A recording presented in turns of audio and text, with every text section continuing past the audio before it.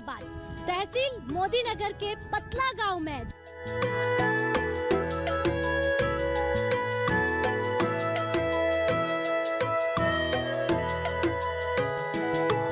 नमस्कार, बहुत स्वागत आपका। डीडी किसान देख रहे हैं आप। मैं हूं आपके साथ राधिका चौधरी। डीडी किसान की टीम देश भर में अलग अलग कोने में पहुंचती है और अलग अलग योजनाओं पर बात करती है। आज हम पहुंचे हैं उत्तर प्रदेश, जिला गाजियाबाद, तहसील मोदी नगर के पतला गांव में, जहां बात होगी मत्स्य संपदा योजना पर। और आज चर्चा करेंगे कि इस योजना से हमारे किसान जो है कितना फायदा उठा रहे हैं। तो चलिए चौपाल चर्चा के लिए चौपाल में पहुंचते हैं।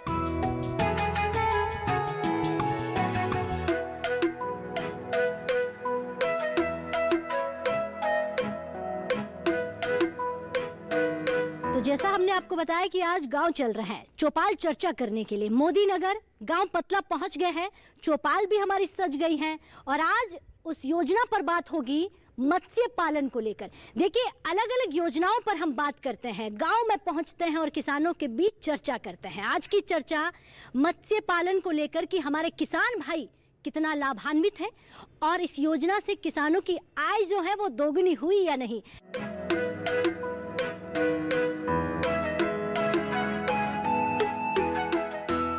इसको लेकर हमारे एक्सपर्ट, डॉक्टर, वैज्ञानिक और किसान भी हमारे साथ हैं। सबसे पहला जो सवाल होगा वो हमारे यहाँ के एक्सपर्ट से होगा कि मत्स्य पालन योजना का उद्देश्य क्या है और आखिर इससे किसान लाभान्वित होना चाहे तो कैसे हो सकता है।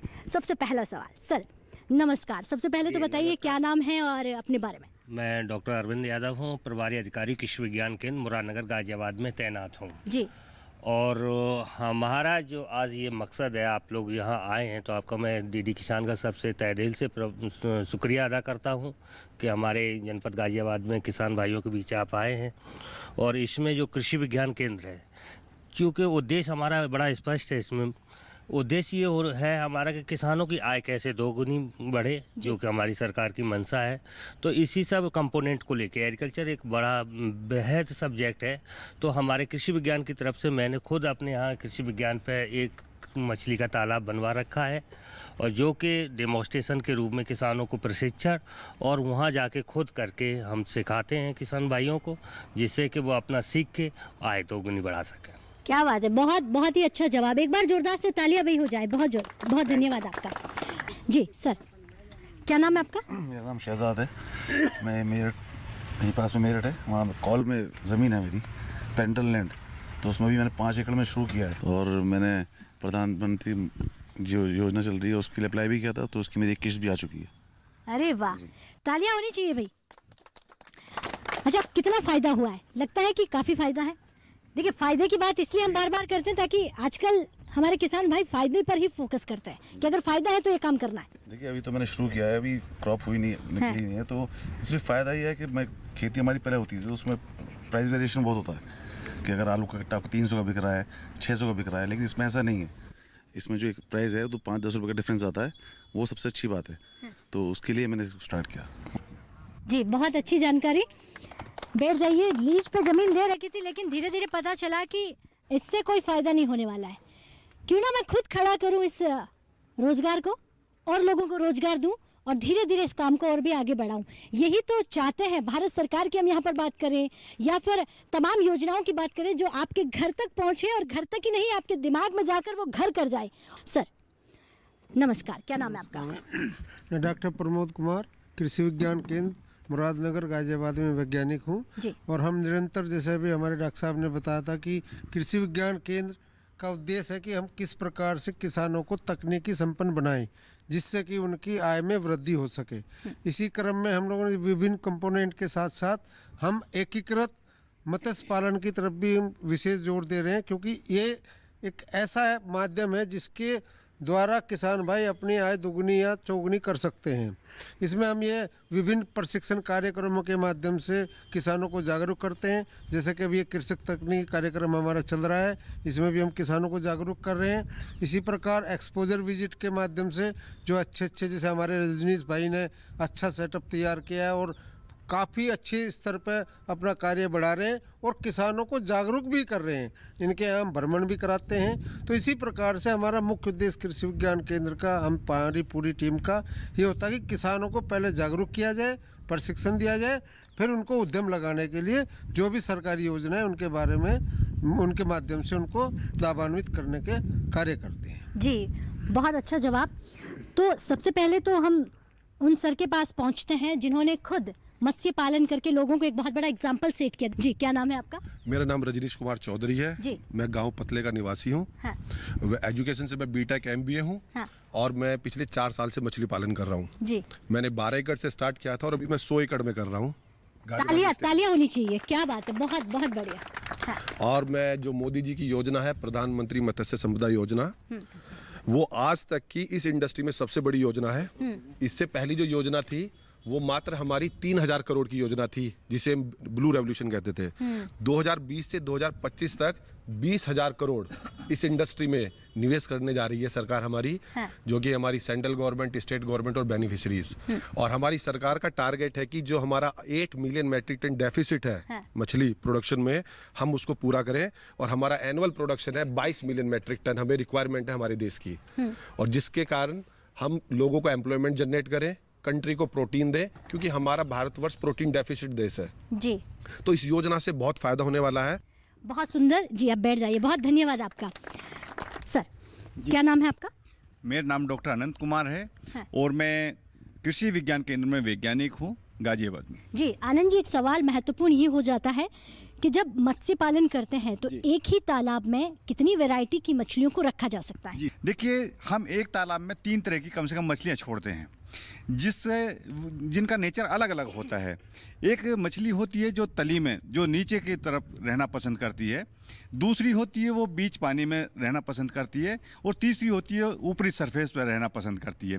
तो हमेशा हमारे किसान भाई इस बात का ध्यान रखें कि वो इस, जैसे कतला, रोहू, नैन, ये तीनों की नेचर अलग अलग है। तो इस तरह की हमें अपने तालाब में मछली रखने की ज़रूरत है जिनकी नेचर बिल्कुल अलग है और वो एक दूसरे से प्रतिस्पर्धा में ना रहे। और भोजन भी जो नीचे चला जाता है या बीच में रहता है, ऊपर रहता है, उसका वो इस्तेमाल बराबर करती रहे। तो हमारे किसान भाइयों को इस तरह का ध्यान रख के जो है अपने तालाब में मछली छोड़नी चाहिए। चलिए, बहुत धन्यवाद आपका। बैठ जाइए।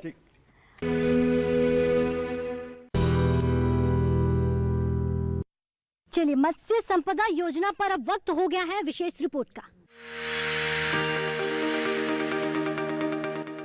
भारत दुनिया का दूसरा सबसे बड़ा मछली पालक और चौथा सबसे बड़ा मछली निर्यातक देश है और देश में काफी संख्या में लोग मछली पालन के काम से जुड़े हैं। इसी को ध्यान में रखते हुए सरकार ने मछली पालन के विकास के लिए बड़ी कवायद करते हुए मत्स्य संपदा योजना की शुरुआत की है। प्रधानमंत्री मत्स्य संपदा योजना की अनुमानित लागत 20,050 करोड़ रुपए है। इस योजना से मछली पालन के क्षेत्र से जुड़े मछुआरों, मछली किसानों, मछली श्रमिकों, मछली विक्रेताओं और अन्य हितधारकों को फायदा होगा। इस योजना का उद्देश्य नीली क्रांति के जरिए देश में मछली पालन क्षेत्र के सतत और जवाबदेह विकास को सुनिश्चित करना है। प्रधानमंत्री मत्स्य संपदा योजना पूरे 5 साल के लिए लागू की गई है। योजना वित्त वर्ष 2020-21 से 2024-25 के दौरान लागू रहेगी। इस योजना से मछली पालन क्षेत्र की गंभीर कमियों को दूर करते हुए उसकी क्षमताओं का भरपूर इस्तेमाल किया जा सकेगा। साथ ही मछली पालन क्षेत्र में 9% की सालाना दर से वृद्धि के साथ 2024-25 तक 22 मिलियन मीट्रिक टन उत्पादन का लक्ष्य हासिल किया जा सकेगा। इतना ही नहीं, इस योजना के जरिए मछली पालन के लिए गुणवत्ता युक्त बीज हासिल करने और मछली पालन के लिए बेहतर जलीय प्रबंधन को भी बढ़ावा मिलेगा। मछली पालन के लिए जरूरी अवसंरचना और मजबूत मूल्य श्रृंखला विकसित की जा सकेगी। इस योजना के जरिए शहरी और ग्रामीण क्षेत्रों में मछली पालन से सीधे या परोक्ष रूप से जुड़े हुए सभी लोगों के लिए रोजगार और आय के बेहतर अवसर उपलब्ध हो सकेंगे।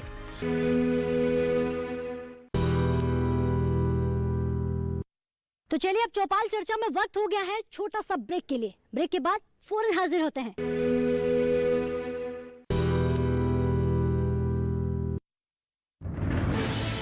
कोरोना वायरस के खतरे से बचते हुए फसल की कटाई, बिक्री, खरीद, नई फसल की जुताई और बुआई सुरक्षित हो सकती है अगर हम लगातार हाथों को साबुन और साफ पानी से नियमित अंतराल पर धोते रहें। नाक, मुंह को मास्क, गमछे या कपड़े से ढक कर रखें। आंख, कान, नाक, मुंह न छुएं। आपस में 2 गज की दूरी बनाए रखें। मास्क और 2 गज की दूरी के मंत्र को अभी हमें छोड़ना नहीं है। फसलों की बुवाई एवं कटाई करते समय आपस में कम से कम 2 गज की दूरी बनाए रखें। फसल की कटाई करने के बाद छोटे छोटे ढेरों में इकट्ठा करें। कृषि के औजारों की समय समय पर सफाई करें। एक दूसरे के साथ औजारों की अदला बदली न करें। श्रमिकों के शौचालयों और हाथ धोने की जगह की ठीक से सफाई जरूरी है। बुआई, कटाई एवं मड़ाई के दौरान इस बात का ध्यान रखें कि इन स्थानों के आसपास कोई थूके नहीं। कंबाइन, हार्वेस्टर, थ्रेशर, जुताई और बुआई की मशीनों को इस्तेमाल से पहले साफ करें। मशीनों के इस्तेमाल से पहले और इस्तेमाल के बाद हाथ साबुन से साफ करें। वाहनों, बोरियों, थैलियों और पैकिंग के दूसरे सामान की साफ सफाई पर भी खास ध्यान दें। खरीद केंद्र पर आने से पहले किसानों एवं श्रमिकों की जांच। खरीद केंद्रों पर भीड़ न लगाएं एवं किसानों को बारी बारी से बुलाएं। गोदामों पर खरीदी हुई फसल को लेने में शीघ्रता करें ताकि किसानों एवं श्रमिकों को रुकना ना पड़े। कोरोना के खतरे से बचाव और अधिक जानकारी के लिए आरोग्य सेतु ऐप डाउनलोड करें। देश में खाद्य सुरक्षा के ये सिपाही भोजन की निरंतर उपलब्धता को सुनिश्चित करते हैं। किसान स्वस्थ रहें तभी हम कोरोना वायरस से जीत पाएंगे, आगे बढ़ पाएंगे। किसान सबल, देश प्रबल।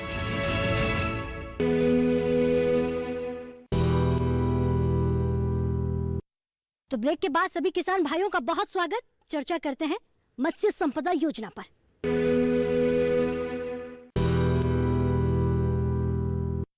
और भी यहाँ पर वैज्ञानिक हैं, डॉक्टर हैं, उनके अलावा किसानों से सवाल करते हैं कि हमारे किसान भाई जो हैं वो किस तरह से इस पर काम कर रहे हैं। सर, क्या नाम है आपका?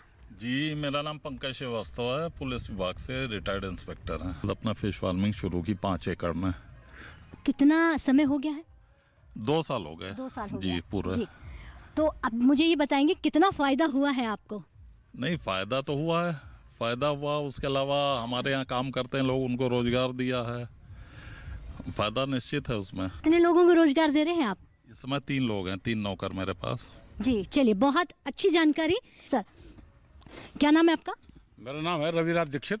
मैं भी पुलिस विभाग में इंस्पेक्टर पद पर था, रिटायर हो गया हूँ। और अब आप किसान हैं? अब मैं मत्स्य पालन कर रहा हूँ और मेरे पास इस समय 9 एकड़ में फिश फार्मिंग हो रही है और 15 एकड़ की और योजना है। जी। पिछले 2 सालों से कर रहा हूँ। कौन कौन सी वैरायटी की मछली आप रखते हैं? हमने इस समय जो मछली रखी है, एक तो रोहू है, कतला है और नैन या मुराकी जिसको बोलते हैं, और इसके साथ साथ हमने 2 मछलियाँ और भी डाली हैं, कॉमन कार्प और ग्रास कार्प। इनको डाली है जिससे कि ये सब एक साथ हमारे एक ही तालाब में ये ग्रोथ करती हैं और इनको फीड देते हैं और इनकी अच्छी होती है। पानी समय समय पे बदलते रहते हैं, तो इससे बहुत फ़ायदा होता है और सबको फ़ायदा होगा इसमें। चलिए, बहुत धन्यवाद। क्या नाम है आपका? मेरा नाम संजीव गांधी है। कितनी मछलियाँ? देखिए, हमने 75,000 से शुरू करी थी और ऑलमोस्ट 60,000 के आसपास हमारे पास है। और हम एक ही तरीके की फ़िश से, मतलब हमारा फोकस सिर्फ सिंगल है, फंगास की तरफ ही है। ठीक है, उसी को हम कर रहे हैं और आने वाले फ्यूचर में मेरी प्लानिंग यही है कि उसी में ही मेरे को एक्सपेंशन करनी है। चलिए। हाँ जी, क्या नाम है आपका? मेरा नाम सूरज भान है और मैं यहाँ कृषि विज्ञान केंद्र में कृषि वैज्ञानिक हूँ। देखिए, जो अभी सरकार की जो मंशा है कि किसान की आय दुगनी हो। आय दुगनी से मतलब कुछ लोग ये समझ लेते हैं कि पैदावार दुगनी हो गई। पैदावार नहीं, इसी के साथ में, कृषि के साथ में, जैसे उन्नतशील वेराइटियाँ हैं, गन्ना है, गेहूँ है, धान है, चना है, मटर है, इनकी उन्नतशील वेराइटियाँ हैं, इनकी पैदावार बहुत अच्छी ले रहे हैं। जहाँ पर तकनीकी ज्ञान कम है या कहीं गैप है, उसे हम लोग पूरा कर रहे हैं, उसकी पैदावार बढ़ा रहे हैं। पैदावार बढ़ाने के साथ साथ आजकल क्वालिटी बेस जो पैदावार आए, जिसके ज़्यादा मार्केट में दाम मिले, उससे की बात होती है, उसी से आय बढ़ेगी। खेती के साथ साथ में आप मछली पालन करें, पशु पालन करें, मुर्गी पालन करें, सूअर पालन करें, बकरी पालन करें, ऐसी चीज़ों को बढ़ावा देंगे तभी आपकी आय ज़्यादा बढ़ेगी। ऐसा नहीं कि खेती से आप जैसे गेहूं 60 कुंतल हेक्टेयर का हो रहा है तो एकदम ऐसा तो नहीं होगा कि 120 कुंतल हेक्टेयर का हो जाए। तो पैदावार तो बढ़ेगी पर क्वालिटी बेस बढ़े, जिससे हमें ज़्यादा से ज़्यादा मुनाफा हो, मार्केट में जाए तो उसके दाम ज़्यादा मिले। इसके साथ साथ खेती के साथ साथ हमें अन्य उद्योग भी अपनाने होंगे, जैसे मछली पालन हो ही गया है, पशु पालन है। तो ये ऐसी चीज़ें अगर हम करेंगे तो किसानों की निश्चित है कि आय जो दोगुनी का सरकार का टारगेट है या हम लोगों का जो टारगेट हम लोगों को दिया है, निश्चित है कि हम दोगुनी नहीं और ज़्यादा आय बढ़ा सकते हैं। पैदावार भी बढ़ाएंगे और आय भी बढ़ाएंगे। क्या बात है, बहुत ही अच्छी जानकारी। अब दोगुनी नहीं, अब चौगुनी का सपना लेकर चलते हैं। ये दोगुनी तो बहुत पीछे रह गया है। सरकार से, भारत सरकार की इस योजना से आपने कोई फायदा लिया है? मैंने आपको भी शेयर किया था, मेरा जस्ट रिसेंटली एक प्रोजेक्ट अप्रूव हुआ है NFDB से, तो मेरे को बहुत जल्दी उस योजना का लाभ मिलेगा जी। अच्छा, कितने एकड़ में मत्स्य पालन हो सकता है? कि कम से कम इतनी ज़मीन तो आपके पास होनी चाहिए, इतना बड़ा तालाब तो होना चाहिए। मैम ये आपको डिसाइड करना पड़ेगा। अगर आप एज ए किसान कर रहे हैं तो आप 1 एकड़ से भी स्टार्ट कर सकते हैं, बट आप as a entrepreneur, as a businessman कर रहे हैं तो मिनिमम 5 एकड़ से आपको करना चाहिए, तभी आप कुछ अमाउंट अच्छा कमा पाएंगे। क्योंकि 1 एकड़ में जो किसान है वो अपना काम सारा स्वयं करेगा, बट एक उद्यमी हमेशा वो सर्वेंट नौकर रखेगा, एम्प्लॉयमेंट जनरेट करेगा, इसलिए वो उद्यमी है। तो उसके लिए मिनिमम 5 एकड़ मिनिमम करना चाहिए। तो मैंने जब स्टार्ट किया, मैंने 12 एकड़ से स्टार्ट किया था। तो ये मेरा टारगेट था कि 12 एकड़ से, और मेरा विजन है कि मैं 365 एकड़ में फार्मिंग करूं और 1000 टन एक साल में मछली सेल करूं। जी, बहुत बहुत बढ़िया। अभी 100 तक तो पहुंच गए हैं आप, और उम्मीद करते हैं धीरे धीरे जितना बड़ा सपना है वहां तक भी आप पहुंचे। और भी यहाँ पर कुछ लोग हैं जी। मैं मुकेश हूँ और मुझे से जानकारी लेने आया था कि मशरूम को और फिशरीज को दोनों को कैसे क्लब करके बिजनेस किया जाए। जी जी। तो अभी मैं जानकारी लेने आया हूँ और सीख रहा हूँ, देखता हूँ आगे क्या होता है। कितने दिन हो गए? मेरे को, मैं वैसे पढ़ता हुआ देख रहा था, लेकिन अभी मेरे को नियर अबाउट 1 महीना हुआ है, जिससे कि मैंने इसके बारे में जाना है और आगे भी इसके ऊपर कुछ काम करना चाहूँगा। जी, चलिए, बहुत धन्यवाद आपका।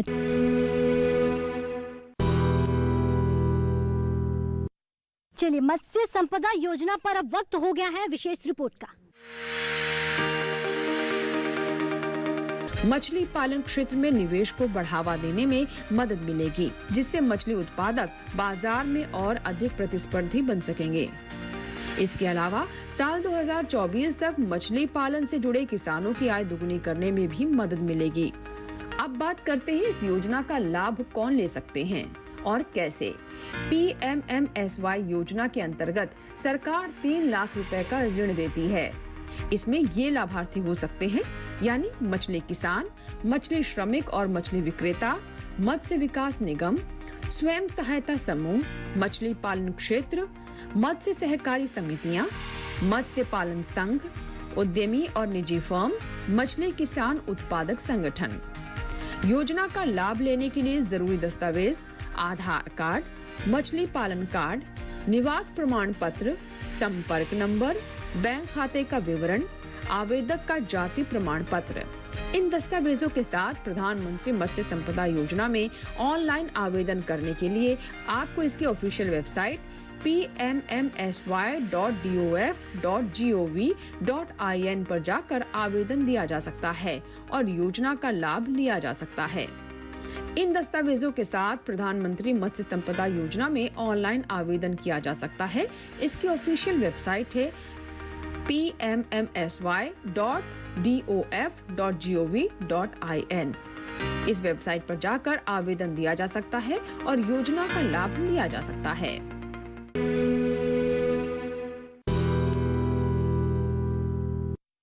तो चलिए, अब चौपाल चर्चा में वक्त हो गया है छोटा सा ब्रेक के लिए। ब्रेक के बाद फौरन हाजिर होते हैं।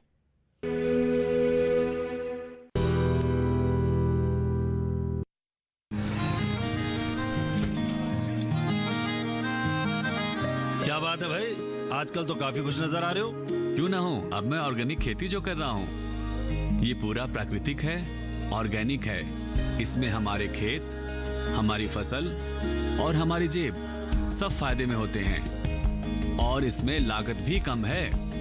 जी हाँ, आप भी ऑर्गेनिक खाद का प्रयोग करें, अपनी फसल और मिट्टी को तंदुरुस्त बनाएं और आपकी आमदनी में इजाफा करें। अधिक जानकारी के लिए किसान call centre toll free number 1800-180-1551 पर कॉल करें और लॉग ऑन करें kisan.gov.in और farmer.gov.in। कृषि और किसान कल्याण मंत्रालय द्वारा किसान हित में जारी।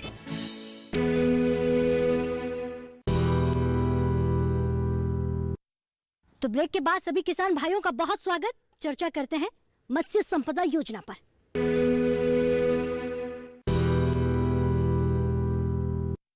आपका क्या नाम है? मेरा नाम ओमवीर है जी। जी आप बताइए, आप चौपाल चर्चा में आज क्या जानकारी लेने आए हैं? हम तो यहाँ इनके मेहमान मार्केट देखने के आए हैं, लेकिन यहाँ फायदा है, हम सुनते रहे, ये हमारे रिश्तेदार है, हमारा भांजा है, ये जो है लड़का जी, तो हम देख लेके आए क्या करा इन्हें। 2 साल में आया हूँ मैं आज यहाँ, तो बहुत तरक्की है यहाँ पर। पहले क्या था यहाँ पर? खेती होती है इनके यहाँ। हाँ 7-8 साल से ये काम कर रहे हैं, बड़ा फायदा है लोगों को। तो बाकी किसानों को क्या कहेंगे जो खेती करते रहते हैं, सिर्फ एक ही फसल पर वो बार बार काम करते हैं, उनको क्या कहेंगे? उनको बताया कि ऐसा तुम भी करो। हमारे गांव में भी लड़का हिस्सा सीख के गया, उन्होंने करा वहाँ भट्टीपुरा में। हमारा गांव भट्टीपुरा है, जिला मेरठ में। उसने भी काम यहाँ सीख के काम करा है, बड़ा फायदा हो रहा है उसको भी जी। चलिए बहुत बढ़िया, बहुत धन्यवाद आपका, बहुत ही धन्यवाद जी। बैठ जाइए आपका। मैं एक और यहाँ पर बुजुर्ग दादाजी बैठे हुए हैं। आपका क्या नाम है? मेरा नाम कृष्णवीर सिंह अलावत है जी, और मैं जिला मेरठ भट्टीपुरा का रहने वाला हूँ। आपकी नजरों ने यहाँ क्या देखा? मेरी नज़रों तो मैं तो यहाँ बार बार आता रहता हूँ, देखता रहता हूँ।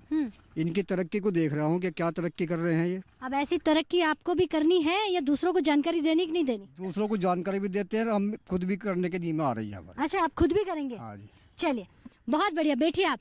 सर आपसे मैं पूछूंगी, क्योंकि लगातार जब हम एक्सपर्ट से सवाल पूछते हैं तो किस तरह से जानकारी आप किसानों को देते हैं? क्योंकि किसानों की आय दोगुनी करने की बात तो हम करते हैं, लेकिन क्या आप जाकर जो किसान खेती करता है, मान लीजिए वो धान, आलू, प्याज, क्या आपको उनको जाकर ये भी कहते हैं कि इसके साथ कुछ और भी कर सकते हैं आप? और ये जानकारी आप कब और किस तरह देते हैं? जी देखिए, हम 2 तरह की हम कृषि विज्ञान केंद्र के माध्यम से ट्रेनिंग देते हैं अपने किसान भाइयों को। एक ऑन कैंपस, एक ऑफ कैंपस।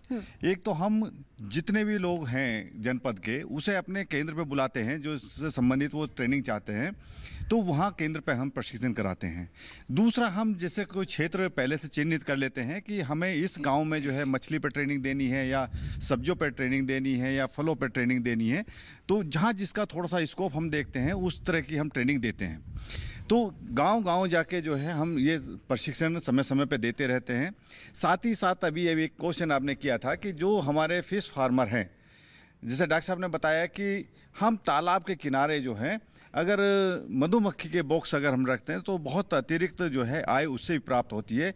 इसी के साथ साथ और मैं अवगत करा दूं अपने किसान भाइयों को कि जो हमारे जो पाथ बने होते हैं, जो रास्ते बने होते हैं तालाब के किनारे, उस पर हम केला लगा सकते हैं, उस पर हम नींबू के पौधे लगा सकते हैं, उस पर हम अमरूद के पौधे लगा सकते हैं, उस पर हम सब्जी, देखिए समय समय पे जो सब्जियां आती हैं तो वो सब्जियां सारी हम उस तालाब के किनारे कर सकते हैं। हम करौंदे की खेती उस पर किनारे पे कर सकते हैं। तो आप देखिए कि आम के आम और गुठली के दाम जो कहावत है वो हम कर सकते हैं। जैसे मान लो तालाब में तो हम मछलियां ले रहे हैं और किनारों से जो खाली ज़मीन पड़ी हुई है उससे हमारे किसान भाई जो है वो फल, सब्जियाँ या फूल उगा के जो है वो अतिरिक्त आय ले सकते हैं। तो इस तरीके से जो हमारा एक पूरा इंटीग्रेटेड फार्मिंग का सिस्टम है वो हम कराते हैं। तो इस तरह से हमारे किसान भाई जो भी खेती कर रहे हैं वो बहुत ही अच्छा, दुगनी नहीं, वो कई गुना जो है इनकम हमारे किसान ले रहे हैं। और वो अपने मुंह से ही बताते हैं कि डॉक्टर साहब नहीं, आय दुगनी का तो बहुत छोटा कॉन्सेप्ट है, उससे ज़्यादा बहुत हम आगे बढ़ चुके हैं। तो इस तरह के अगर हमारे किसान भाई सभी लोग जो सुनते हैं और वो खेती में आगे आ रहे हैं तो वो उन्हें आर्थिक आय प्राप्त हो रही है। जी जी, चलिए बहुत धन्यवाद आपका। क्या नाम है आपका?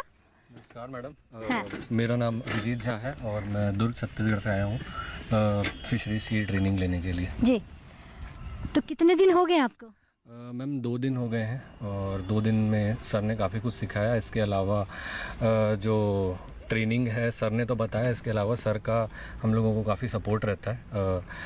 जो भी हम लोगों को डाउट आता है जाके सर को हम लोग फ़ोन पे क्लियर कर लेते हैं, तो काफ़ी हेल्पफुल हो जाता है ये। क्या बात है, बहुत धन्यवाद, बहुत ही अच्छी बात। चलिए अब सफल किसान, जागरूक किसान के पास पहुंचते हैं जिन्होंने सबको जागरूक किया हो। जी सर, या मैम, आपसे सवाल रहेगा कि मछली पालन ही क्यों? दूसरा, समस्याएं भी आती हैं, तो क्या क्या समस्याओं का सामना आपको करना पड़ता है? मैडम मछली पालन इसलिए हमें करना चाहिए, सबसे बेस्ट पार्ट क्या है इसमें, आप अपनी क्रॉप को होल्ड कर सकते हैं। आपने अगर ट्रेडिशनल फार्मिंग करी, चाहे वीट हो, राइस हो, शुगर केन हो, या एग्रीकल्चर अलाइड करी हो, चाहे आपकी पिगरी हो, पोल्ट्री हो, गोट फार्मिंग हो, डेयरी फार्मिंग हो, आप अपने प्रोडक्ट को होल्ड नहीं कर सकते जी। लेकिन आपने कभी भी फिश में ऐसा नहीं सुना होगा कि 2 मछली दे दो, 4 मछली दे दो, हमेशा बायोमास से केजी में बात करते हैं।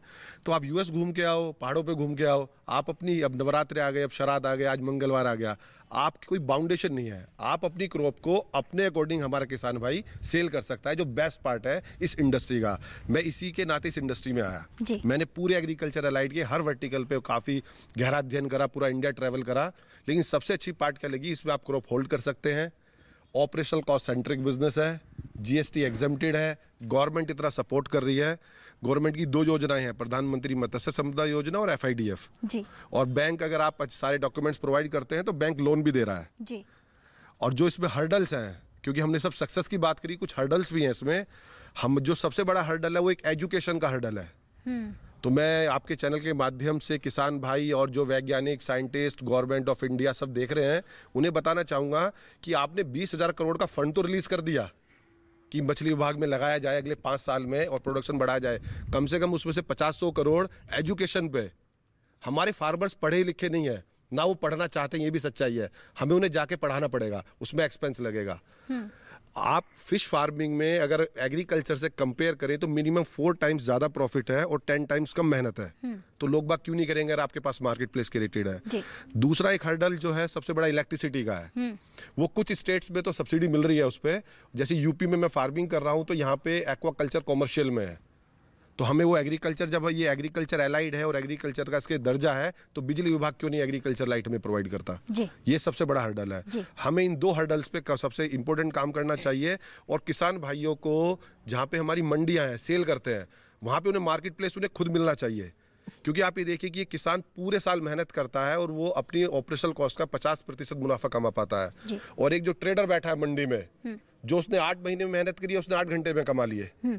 लेकिन अगर 1-2 एकड़ किसान को भी हमें ग्राउंड लेवल पे फायदा पहुंचाना है तो हमें उसे मार्केट प्लेस देना पड़ेगा, उसकी शॉप एलोकेट करानी पड़ेगी, जिससे कि वो अपना माल खुद बेच पाए। तो गवर्नमेंट का कुछ है इनिशिएटिव कि FFPO बनाया जाए, फिश फार्मर प्रोड्यूसर ऑर्गेनाइजेशन, उससे कुछ मदद मिलेगी इस योजना में। चलिए, बहुत बढ़िया, बहुत ही अच्छी जानकारी जी। बैठ जाइए आप। देखिए, मछली पालन की बात तो हम कर रहे थे, लेकिन इसमें समस्याओं का सामना भी करना पड़ता है, उस पर भी हमने बात की।